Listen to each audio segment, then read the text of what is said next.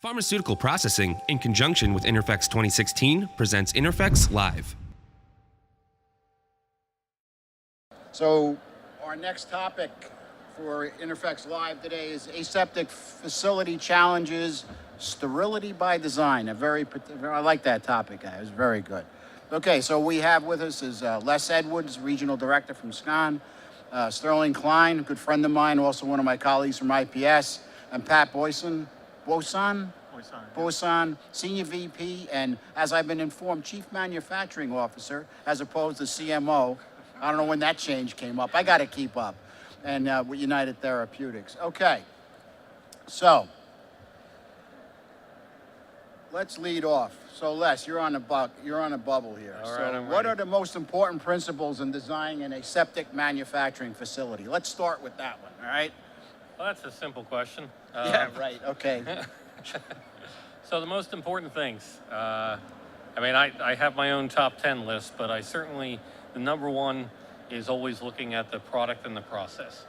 So you want to start off with that and build your facility around it whenever possible. Now, a lot of times you have constraints, obviously, where you might be going into an existing facility.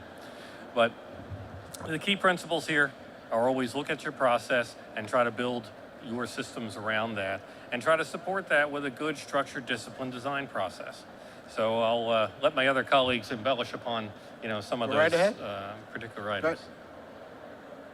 Okay, surprisingly, the biggest issue we see is a lack of connection between the senior management of the company and the people doing the project. And so that what we do on all projects at the very beginning is make sure everybody has agreement of what the business plan for the corporation is and how this project fits in within that business plan. So does it require flexibility for growth in the future, or what are the products that are coming along? Are they going to add potents, or some other items that would adjust what the design was from the very beginning?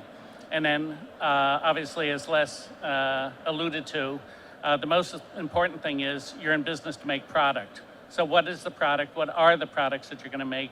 What are the attributes of those products? How difficult are they to make?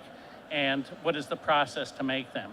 So as an architect, a lot of my peers look at me as a heretic because I say the building isn't that important. It's a necessary evil. It's the shell around the process. It creates the environment that you require around that process. I think it's important that the information from development is also, Sterling, you and I think we ran that one presentation we gave a couple of years ago where it was like, when you came up and said, wow, I wish somebody had told me that when I was so let's talk about that a minute. It sounds to me like the information's got to bubble up from the guys who actually developed the product to make sure that this whole facility thing is working together. Les, where are we at with stuff like that? What has been your experience? When you guys go in to talk to a client, are you talking to the development guys, or who are you talking to? It really depends on what stage the product is in. So, ideally you want to go into a commercial manufacturing facility with all the product knowledge that there is to know. The reality is that it's not there. One of the goals when I used to be in contract manufacturing, I had a contract development and manufacturing organization where we tried to get very deep into the product manufacturability.